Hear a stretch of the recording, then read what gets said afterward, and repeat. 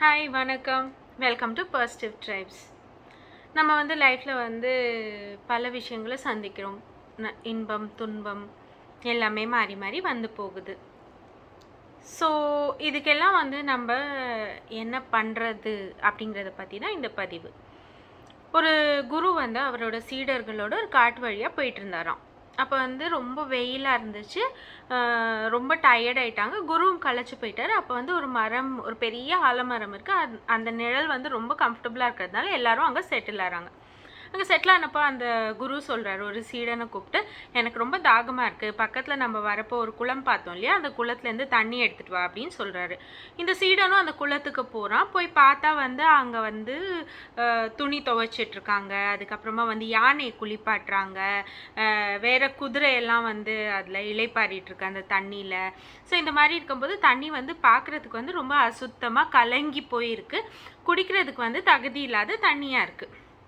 அப்போ இவன் சரி இந்த தண்ணி எப்படி குரு கொடுக்குறதுன்னு திரும்பி குருவே என்னை மன்னிச்சிடுங்க, என்னால் உங்களுக்கு தண்ணி கொண்டு வர முடியல, ஏன்னா அங்கே ரொம்ப அசுத்தமாக இருக்குது, ரொம்ப கலங்கி போயிருக்கு தண்ணி. ஸோ அந்த தண்ணியை என்னால் எடுத்துகிட்டு வர முடியல அப்படின்னு சொல்கிறான். சரி குரு, நீ ஓகேப்பா, நீ ரெஸ்ட் எடுத்துக்கோ அப்படின்னு சொல்லிட்டு கொஞ்சம் நேரம் கழித்து திருப்பி இன்னொரு சீடனை அனுப்பி போய் தண்ணி எடுத்துகிட்டு வர சொல்கிறாரு. அவன் போய் தண்ணி எடுத்துகிட்டு கொடுக்குறான். குருவும் குடிச்சிடுறாரு, எல்லாரும் குடிச்சிடுறாரு. அப்போ இவனுக்கு ஒரே ஆச்சரியம், எந்த குளத்துலேருந்து தண்ணி எடுத்துகிட்டு வந்தேன்னா அதே குளம் தான் அப்படின்னு. அப்போ அவன் குரு கிட்ட கேட்குறான், குரு நான் போனப்போ அந்த தண்ணி ரொம்ப அசுத்தமாக இருந்துச்சு, குடிக்கிறதுக்கு லாய்க்கு இல்லாமல் இருந்துச்சு, இப்போ எப்படி இவன் மட்டும் அந்த குளத்துலேருந்து தண்ணி எடுத்துகிட்டு வரான், இந்த இடைப்பட்ட இந்த கொஞ்ச நேரத்தில் என்ன நடந்துருச்சு அப்படின்னு. அப்போ குரு சொல்கிறாரு, அதை எல்லாரும் அவங்கவுங்க வேலையை முடிச்சுட்டு போயிட்டாங்க. ஸோ அந்த கலக்கம் யாருமே டிஸ்டர்ப் பண்ணாமல் இருந்ததுனால கொஞ்ச நேரம் கொஞ்ச நேரத்தில் செட்டில் ஆகிடுச்சு. ஸோ அது திருப்பி பியூராக வாட்டர் இருந்துச்சு, நம்ம அதை எடுத்து குடிச்சிட்டோம் அப்படின்னு. ஸோ இதில் நம்ம என்ன தெரிஞ்சுக்கலான்னா, நம்ம லைஃப்பில் பல சுச்சுவேஷன்ஸ் ஃபேஸ் பண்ணுறோம்ல, அதை பார்த்து நம்ம குழம்பி போகிறோம், கலக்கம் அடைகிறோம், பயப்படுறோம்.